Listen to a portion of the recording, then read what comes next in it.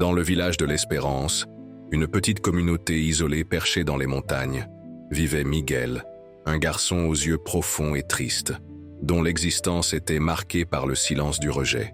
Ses pas légers ne laissaient presque aucune trace sur la terre battue, tandis qu'il errait dans les moindres recoins du village, telle une ombre que personne ne daignait remarquer. Depuis sa naissance, il portait le fardeau de l'abandon. On l'avait trouvé par un froid matin d'hiver devant la seule église du village, enveloppé de haillons usés et accompagné d'une petite lettre tachée de larmes. Les traits délicats de son visage et les stigmates d'un début de vie aussi douloureux le distinguaient des autres habitants, dans ce village où l'apparence et le statut familial déterminaient la valeur de chacun.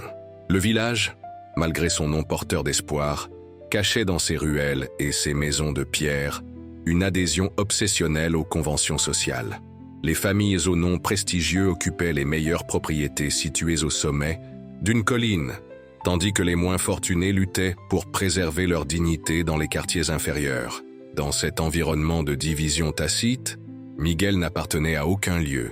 Même l'orphelinat local, dirigé avec une main de fer par Madame Martin, semblait incapable de l'accueillir véritablement. Parmi les autres orphelins, il était toujours le dernier à recevoir de l'attention, le premier à être oublié, celui dont les besoins n'étaient jamais prioritaires.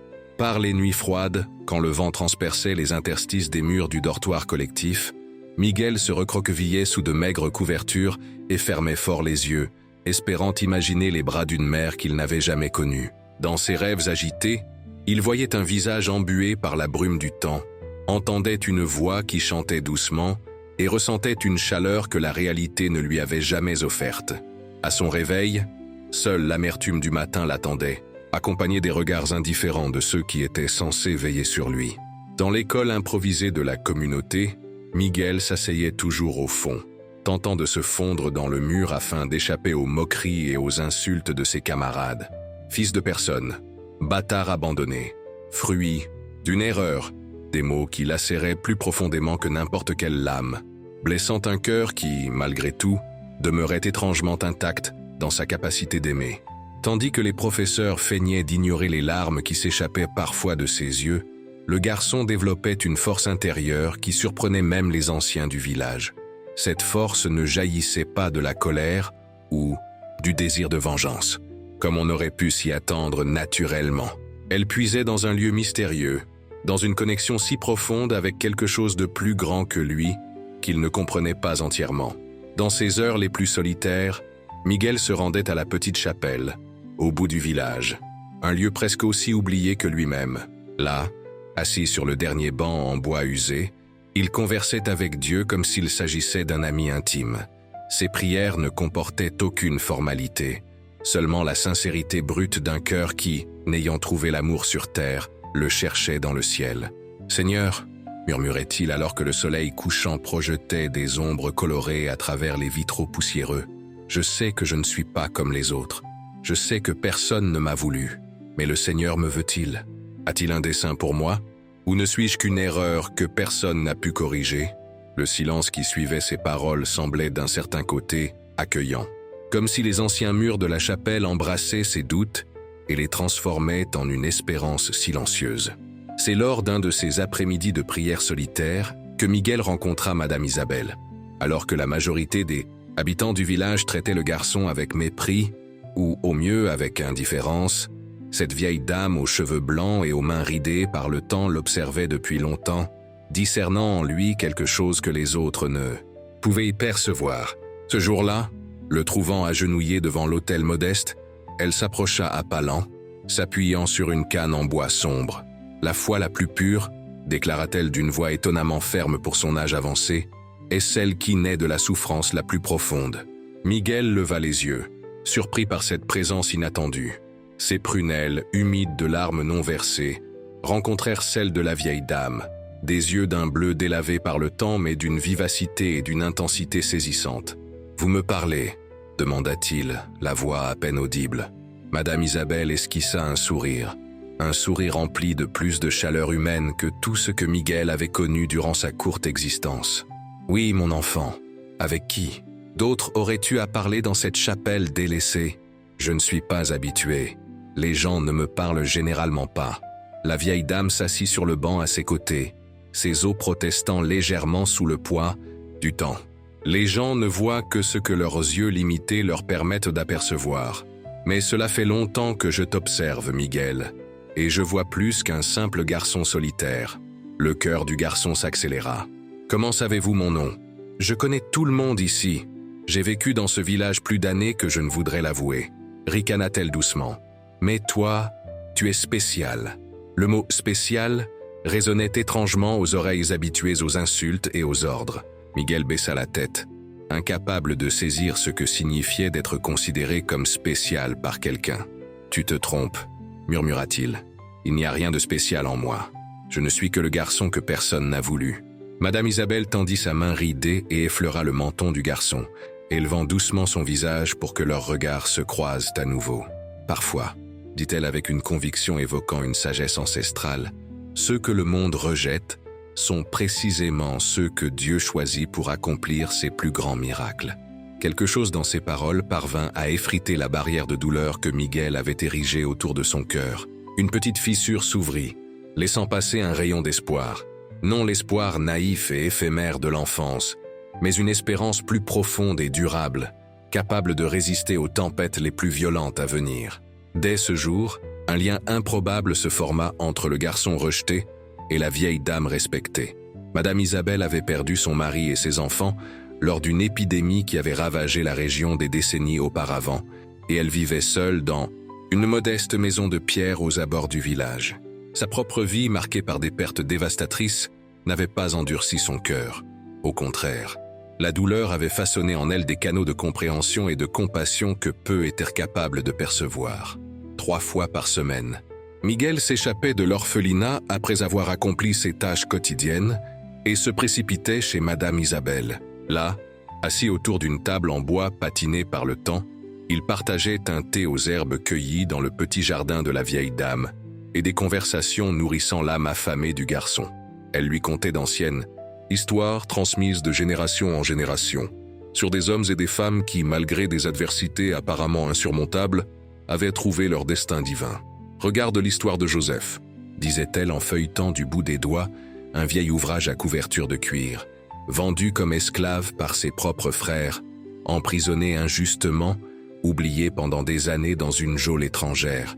Et pourtant, Dieu l'a utilisé pour sauver non seulement sa famille, mais des nations entières de la famine. Miguel écoutait avec une attention absolue, ses yeux brillants d'un mélange de fascination et de reconnaissance. Dans les récits de Madame Isabelle, il commençait à imaginer des possibilités pour sa propre vie qu'il n'avait jamais osé espérer. Ou Moïse, poursuivait-elle un autre jour, abandonné sur les eaux d'un fleuve lorsqu'il n'était qu'un bébé, élevé dans la maison d'étrangers, en fuite pendant des années dans le désert. Qui aurait pu imaginer qu'il deviendrait le libérateur de son peuple? Mais eux, ils étaient vraiment exceptionnels, protesta un jour Miguel. Et moi, je ne suis que moi. Madame Isabelle sourit avec patience. Et qui a dit que toi seul ne suffisait pas aux yeux de Dieu? Ce ne sont pas les talents extraordinaires qu'il recherche, mon enfant, mais des cœurs prêts à le servir, malgré leurs cicatrices. Au fil des mois, un autre personnage fit son apparition dans la vie de Miguel.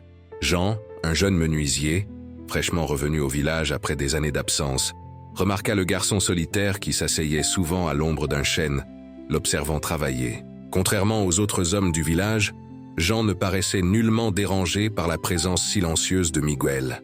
Bien au contraire, il commença à converser avec lui en toute simplicité, tandis qu'il façonnait le bois avec une précision exquise. Jean portait lui-même ses cicatrices. Une longue marque traversait son visage, depuis le front jusqu'au menton, souvenir d'un accident qui avait failli lui coûter la vue. Cette marque physique, ajoutée à ses origines modestes, l'avait rendu la cible de préjugés similaires à ceux que subissait Miguel.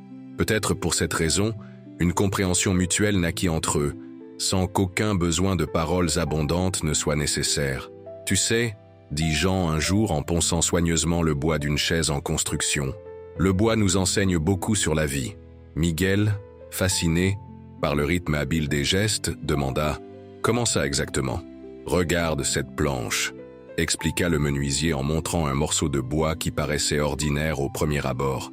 Elle présente ses nœuds, ses imperfections. Nombreux seraient ceux qui la rejetteraient en quête d'un matériau parfait. Mais moi, je vois la beauté dans ces marques. Elle racontait l'histoire de l'arbre, des vents qui l'ont fouetté, des saisons qu'il a traversées. Ida passa ses doigts calleux sur la surface irrégulière. Au lieu de masquer ces marques, je vais les mettre en valeur dans mon œuvre. Elles deviendront le cœur de la beauté de la pièce. Le regard qu'ils échangèrent à cet instant transmettait une compréhension que de nombreux mots n'eussent pu exprimer. Miguel comprit alors que Jean ne parlait pas seulement de bois. Il parlait de lui-même, des traces qu'il portait, et de la possibilité que sa douleur se transforme un jour en quelque chose de beau. L'influence de Madame Isabelle et de Jean finit par opérer un changement fondamental en Miguel. Le rejet et l'abandon demeuraient des réalités de son quotidien. Les autres orphelins continuaient à l'éviter. Les enseignants l'ignoraient, et les villageois murmuraient encore à son passage. Mais désormais, ces faits ne définissaient plus entièrement qui il était. Une graine d'identité plus profonde s'installait en lui, nourrie par les paroles et l'affection de ses deux alliés improbables. Derrière son apparence fragile et son tempérament réservé, Miguel développait une force intérieure remarquable. Lorsqu'un des garçons plus âgés de l'orphelinat brisa accidentellement un précieux vase en porcelaine, et par crainte du châtiment, accusa Miguel, ce dernier accepta la faute sans protester. 3 jours de punition dans une réserve, sombre et humide, sans nourriture décente, furent le prix à payer pour son silence. Madame Isabelle, apprenant l'incident, demanda pourquoi il ne s'était pas défendu. « À quoi bon ?»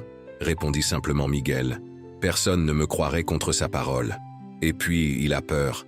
Je suis habitué à être puni. » La capacité d'empathie qui grandissait en lui surprenait même ceux qui commençaient à le voir, au-delà du stigmate. Un matin, Jean le trouva en train de nourrir un vieux chien malade, que tous au village évitaient.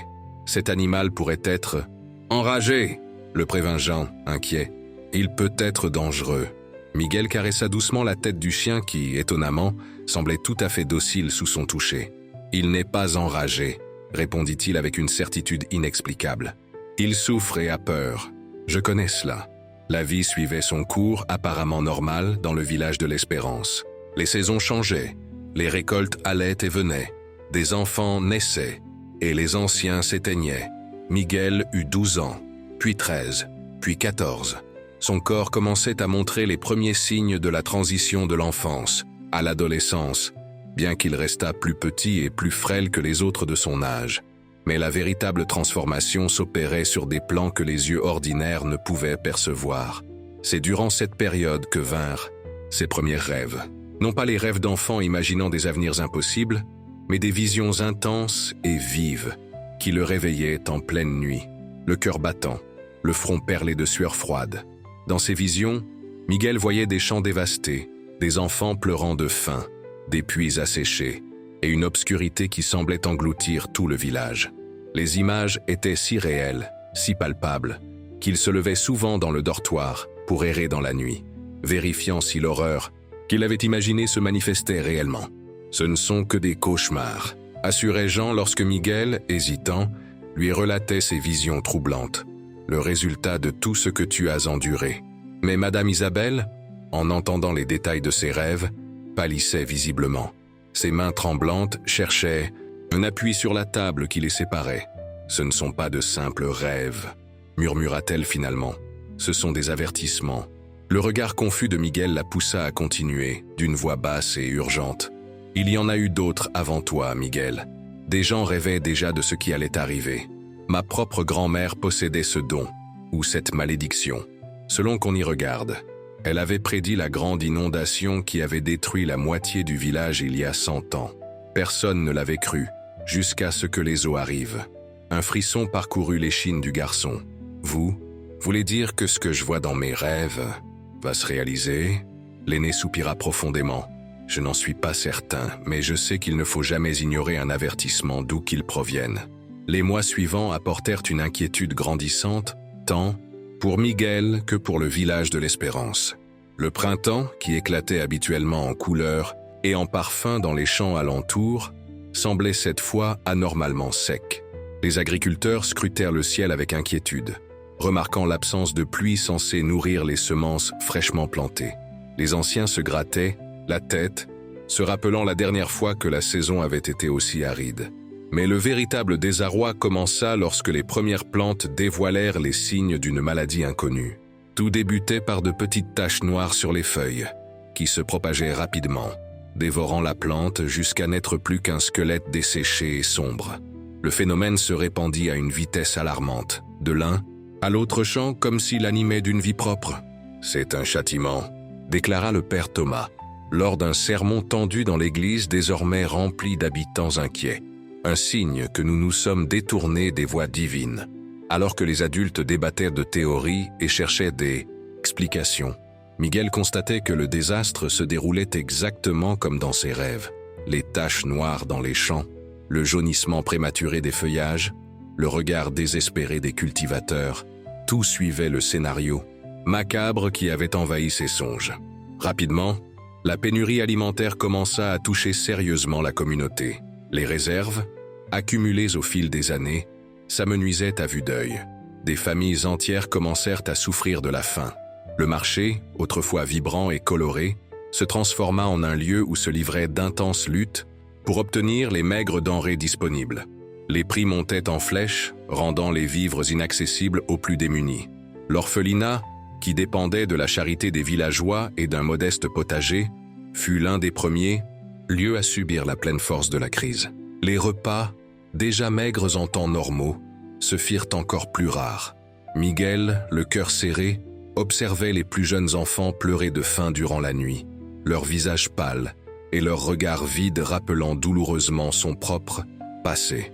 Une nuit particulièrement difficile, alors que le vent hurlait à travers les fenêtres mal calfeutrées du dortoir. Miguel fut de nouveau réveillé par l'une de ses visions prophétiques. Cette fois, toutefois, quelque chose avait changé. Outre les images de désolation, il y avait une lumière, d'abord faible puis de plus en plus vive, et une voix qui semblait parler directement à son âme. « Lève-toi », murmurait la voix, douce mais ferme. « Ce n'est pas par hasard que tu as été épargné. Ce n'est pas par hasard que ton cœur est resté intact malgré tout ce que tu as enduré. » Miguel s'assit sur son lit, le cœur battant, incertain s'il était encore en plein sommeil ou bien éveillé. L'obscurité autour de lui paraissait différente, presque tangible, comme si elle était une présence vivante. « Qui est là ?» demanda-t-il d'une voix tremblante. Aucune réponse ne vint, mais en lui une certitude s'imposa, claire comme le cristal. Il était temps d'agir. Il était temps d'utiliser tout ce qu'il avait appris à travers la douleur, le rejet, et aussi grâce à l'amour inattendu que Madame Isabelle et Jean lui avaient montré.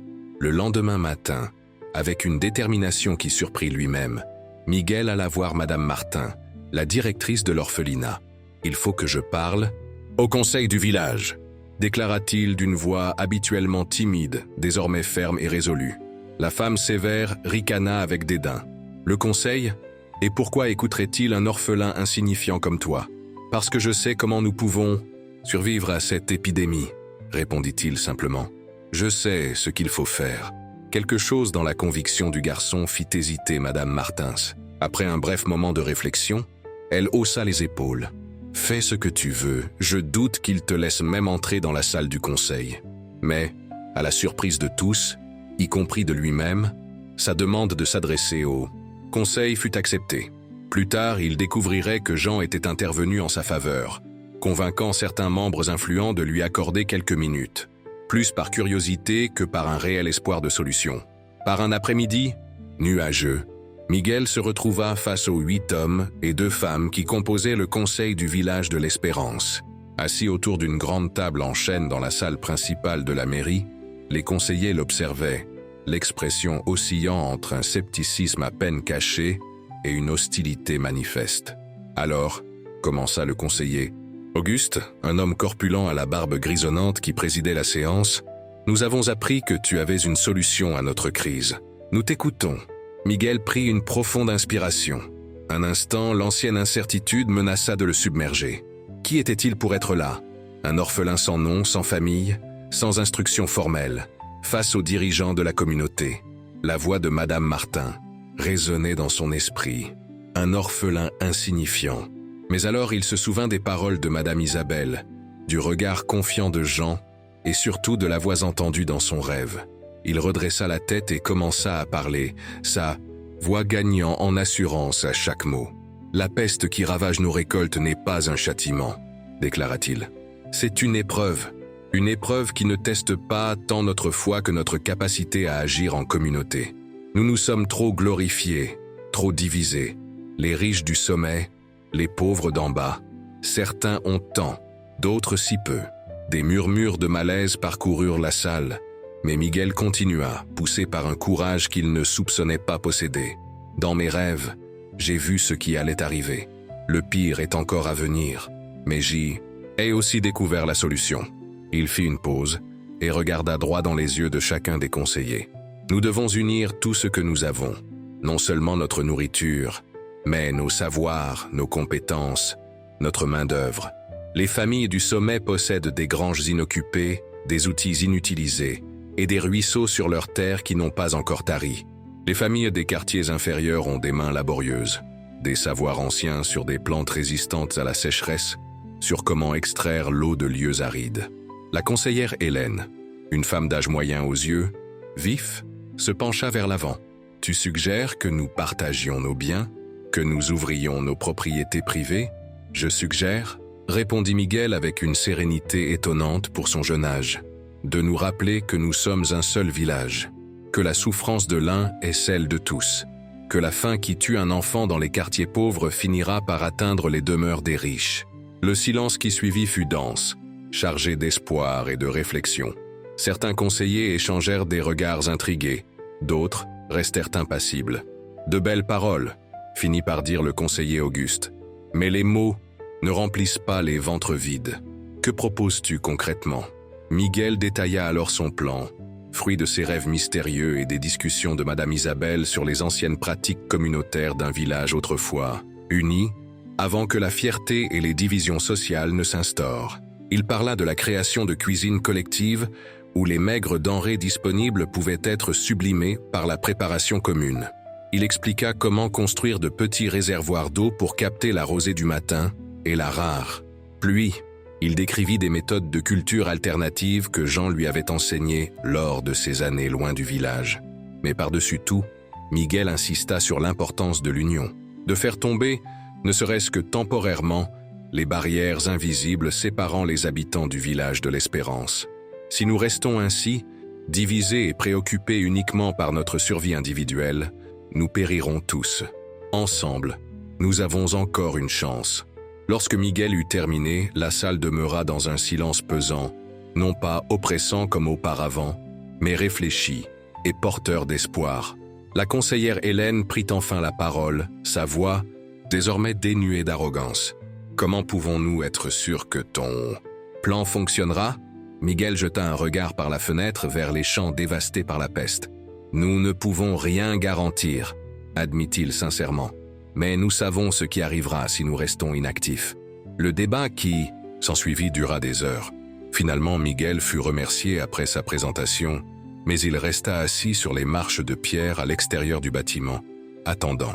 Jean vint le rejoindre peu après, suivi de Madame Isabelle qui, appuyée sur sa canne, s'avança lentement jusqu'à lui. « Tu as été magnifique là-dedans, » dit Jean en tapotant amicalement l'épaule de Miguel. « J'ai seulement dit ce qu'il fallait dire, » répondit-il, encore surpris par sa propre audace.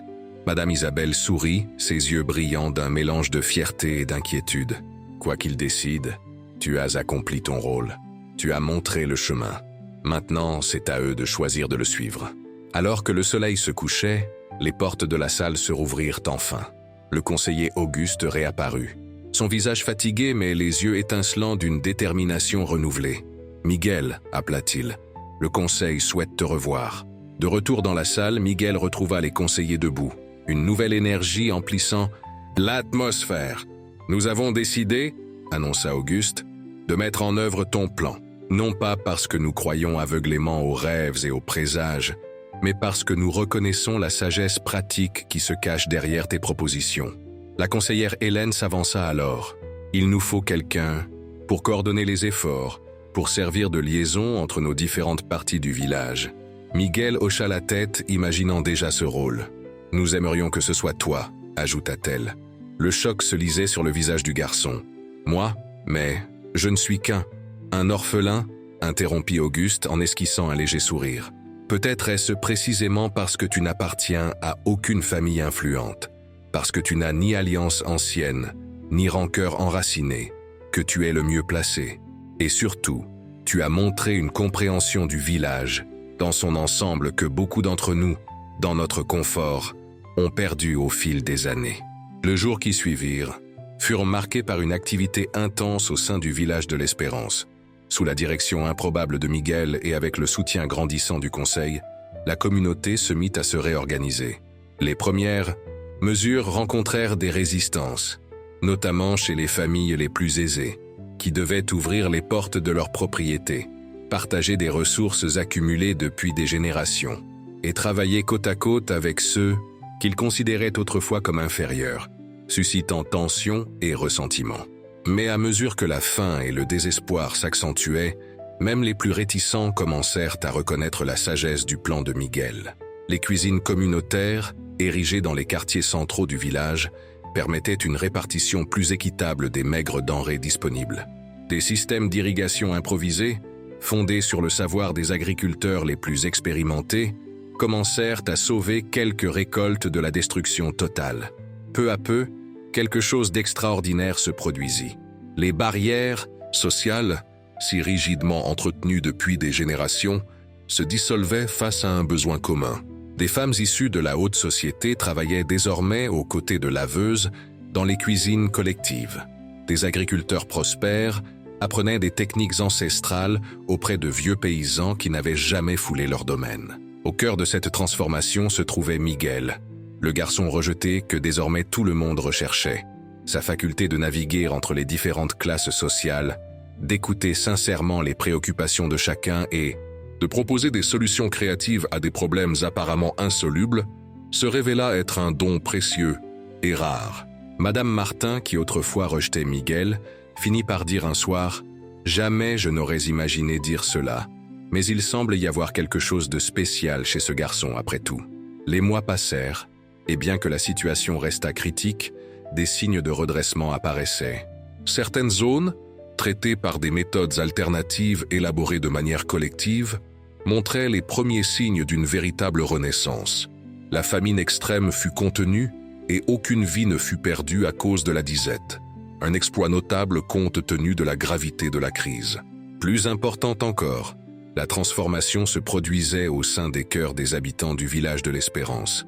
L'orgueil céda la place à l'humilité, l'indifférence se mua en compassion, et l'individualisme en une conscience collective. D'anciens ennemis devinrent alliés, les suspicions millénaires se transformèrent en amitiés inattendues. Lors d'un après-midi particulièrement marquant, la pluie tomba enfin.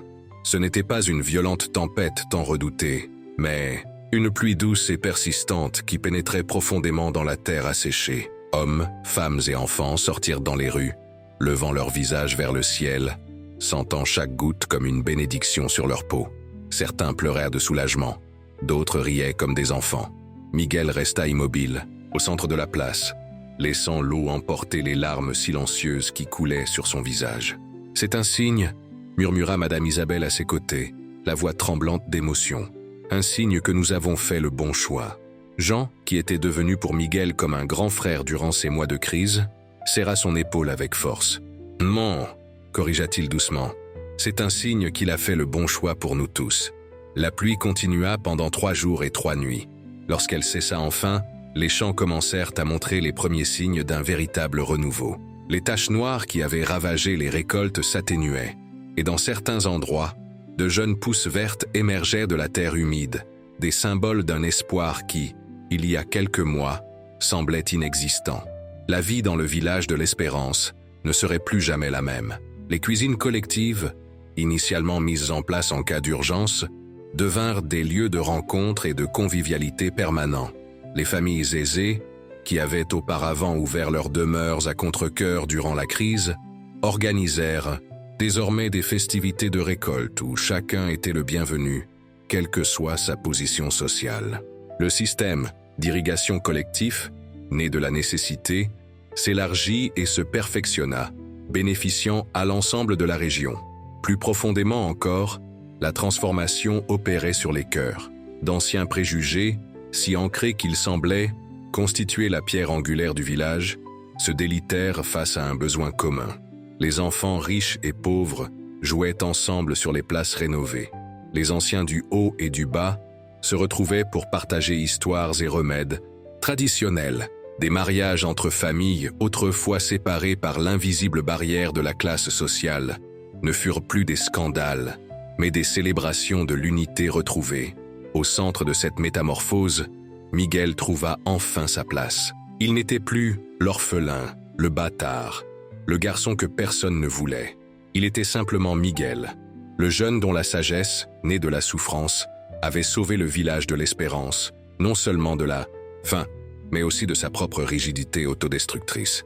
L'orphelinat lui-même changea en profondeur. Madame Martin, émue par la crise et inspirée par l'exemple de Miguel, commença à traiter les enfants avec une douceur qui surprenait ceux qui connaissaient jadis sa sévérité. Les dons affluèrent, permettant d'améliorer les installations et la qualité des repas. Par-dessus tout, les familles du village se mirent à ouvrir leurs foyers pour adopter les enfants de l'orphelinat, réduisant considérablement leur nombre. Quant à Miguel, à 16 ans, il reçut une proposition qu'il n'aurait jamais osé imaginer. « Nous voulons que tu viennes vivre avec nous », déclara Jean lors d'un soir tranquille, assis à la table de sa modeste habitation partagée avec sa jeune épouse, Martha, professeure au cœur généreux. Non pas comme un invité ou un simple aide, mais comme notre fils. Martha, les yeux embués de larmes de joie, ajouta « Nous savons que nous ne pourrons jamais remplacer les parents que tu n'as jamais eus, et nous ne le voulons pas. Mais nous pouvons t'offrir un foyer, une véritable famille. » Le cœur de Miguel se mit à battre la chamade. Après toutes ces années passées à rêver de bras protecteurs, d'un lieu auquel appartenir, la réalité semblait presque irréelle. Sa voix se brisa lorsqu'il tenta de répondre. Il se contenta donc de hocher la tête, ses larmes silencieuses témoignant de l'intensité de son émoi. La cérémonie d'adoption se déroula dans la chapelle, où, autrefois, Miguel avait rencontré Madame Isabelle. La vieille dame, désormais plus fragile, mais dont les yeux conservaient une lueur d'intelligence et d'affection, était assise au premier rang, vêtue de sa plus belle robe. À côté d'elle se trouvait, à la surprise générale, Madame Martin, qui avait insisté pour assister à l'événement.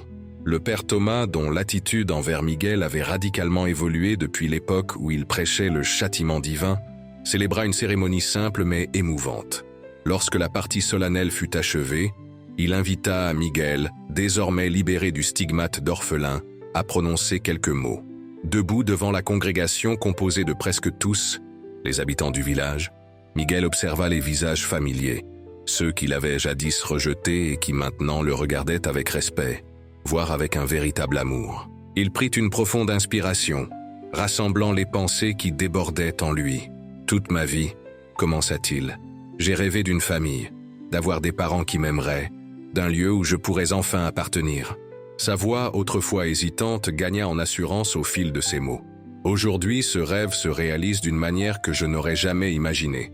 Non seulement Jean et Martha m'accueillent comme leur fils, mais je sens que tout le village de l'Espérance est devenu d'une certaine façon ma famille. Il marqua une pause en regardant Madame Isabelle, dont les yeux brillaient d'émotions contenues. J'ai appris de personnes sages que parfois, ceux que le monde rejette sont précisément ceux que Dieu choisit pour accomplir ses plus grands miracles. Longtemps, je ne pouvais y croire. Comment, moi, abandonné dès la naissance, rejeté à chaque pas, pourrais-je être destiné à quelque chose? Sa voix tremblait légèrement, mais il poursuivit. Je comprends maintenant que ce n'est pas malgré ma souffrance, mais grâce à elle que j'ai trouvé ma voie. Chaque rejet, chaque nuit solitaire, chaque insulte endurée m'a préparé à reconnaître la douleur des autres, à voir au-delà des apparences, à croire qu'il existe toujours un espoir, même lorsque tout semble perdu. Un murmure d'approbation parcourut la chapelle. Certains essuyaient discrètement leurs larmes. Miguel continua, la voix empreinte d'une maturité bien supérieure à ses années. Je ne sais pas ce que l'avenir me réserve, ni ce que réserve notre village. Mais je sais qu'ensemble nous pouvons surmonter n'importe quel défi, car nous avons appris la leçon la plus précieuse. Aucun de nous n'est vraiment fort, seul. Notre véritable force réside dans la communauté, dans le soin mutuel, dans la capacité de voir la valeur en chaque individu, quelles que soient ses origines ou sa position. Il jeta un regard chaleureux à Jean et Martha, qui l'observaient avec une fierté sans faille. « Merci de m'avoir offert un foyer, et merci à vous tous, ajouta-t-il en se tournant vers l'assemblée, de m'avoir appris qu'un garçon que personne ne voulait peut trouver sa place dans le monde. » Lorsque Miguel eut terminé, un silence respectueux s'installa pendant quelques instants, avant d'être rompu par des applaudissements spontanés, témoignant non seulement de l'approbation, mais aussi du parcours extraordinaire qu'ils avaient tous partagé. La fête qui suivit sur la place centrale fut une célébration de l'adoption de Miguel et du renouveau même du village de l'Espérance. De longues tables furent dressées, chargées des mets préparés à partir des récoltes retrouvées. Musique, danse et rires emplirent l'air alors que le soleil disparaissait à l'horizon, jetant des ombres dorées sur la foule rassemblée. Au fil des années, l'histoire de Miguel et de la façon dont il avait contribué à sauver le village de l'Espérance se répandit bien au-delà des confins de leur communauté. Les voyageurs qui passaient par là entendaient le récit et l'emportaient, avec eux semant l'inspiration ailleurs. Quelques villages voisins, confrontés à leurs propres épreuves, vinrent chercher conseil auprès du jeune homme dont la sagesse semblait transcender son âge et son expérience. Miguel lui-même, désormais un jeune adulte travaillant aux côtés de Jean dans la menuiserie et étudiant auprès de précepteurs qui reconnaissaient son esprit vif, demeurait humble malgré l'attention qu'il recevait. « Ce n'est pas moi qui ai sauvé le village », insistait-il lorsqu'on l'interrogeait. « C'est le village qui s'est sauvé en décidant que personne ne serait laissé pour compte. » Par une après-midi paisible, des années après, les événements qui avaient transformé le village de l'Espérance, Miguel se rendit sur la tombe, fraîchement recouverte de Madame Isabelle. La vieille dame était partie paisiblement dans son sommeil, après une longue vie pleine, laissant un héritage de sagesse et de compassion qui continuait d'influencer ceux qui l'avaient connue. « Vous aviez raison », murmura Miguel en déposant un bouquet de fleurs sauvages sur la terre fraîche. « Ceux que le monde rejette peuvent vraiment être choisis pour accomplir les plus grands miracles, non pas parce qu'ils sont exceptionnels, mais parce qu'ils ont connu la valeur d'être aimés lorsqu'on leur accorde notre attention. » Une douce brise fit frémir les feuilles des arbres alentours, comme si la nature répondait à ces paroles. Miguel resta silencieux quelques instants, laissant les souvenirs affluer. Le garçon apeuré dans la chapelle, les conversations à la table de Madame Isabelle, les rêves prophétiques, la crise qui avait failli engloutir le village et la transformation qui s'ensuivit. Lorsqu'il se leva finalement pour partir, Miguel jeta un dernier regard sur la tombe. « Merci », dit-il simplement. « Merci de m'avoir vu quand personne d'autre ne le pouvait. » Tandis qu'il regagnait le village désormais prospère et uni, Miguel méditait sur le mystère des desseins divins. Comment l'abandon qui avait marqué le début de sa vie avait, de manière inexplicable, préparé le terrain au salut de toute une communauté. Comment la douleur qu'il avait emportée s'était muée en une sensibilité lui permettant de percevoir ce qui était enfoui, de ressentir la souffrance des autres et de croire en la guérison. Même lorsque tout semblait perdu, l'histoire du garçon que personne ne voulait, mais que Dieu avait choisi pour sauver son peuple, devint un rappel éternel que les desseins divins se manifestent souvent à travers les êtres les plus improbables, que le rejet des hommes ne détermine pas la valeur d'une vie, que les miracles les plus grands peuvent naître des endroits les plus invisibles aux yeux du monde. Et lors des nuits d'hiver, autour des feux de cheminée du village de l'Espérance, cette histoire était racontée et re-racontée, de génération en génération, comme le témoignage vivant du pouvoir transformateur de la foi, de l'espérance et de l'amour qui transcendent toutes les barrières. Souvenez-vous, disaient les anciens aux jeunes aux yeux écarquillés, que nul n'est insignifiant aux yeux de Dieu. Chaque vie a un dessein, chaque souffrance une signification, et chaque cœur une capacité infinie d'aimer et d'être aimé. Car c'est ainsi que nous avons appris, grâce au garçon que personne ne voulait, mais que Dieu a choisi pour nous sauver non seulement de la faim, mais de notre propre aveuglement.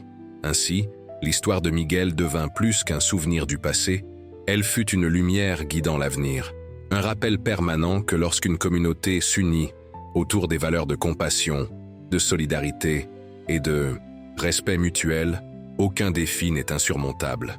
car en ouvrant nos cœurs à ceux que la société rejette, nous accueillons peut-être, sans même en avoir conscience, ceux qui sont destinés à être notre salut. Car entre les mains du Créateur, même le plus fragile des récipients peut renfermer l'essence la plus précieuse. Et le garçon que personne ne voulait devint l'homme que tous aimaient, non pour une quelconque grandeur extérieure, mais pour la grandeur d'un cœur qui, ayant connu les abîmes du rejet, choisit le chemin difficile et sublime de l'amour, qui pardonne, croit, espère et endure tout. Un amour qui, dans sa forme la plus pure, reflète le visage même de Dieu,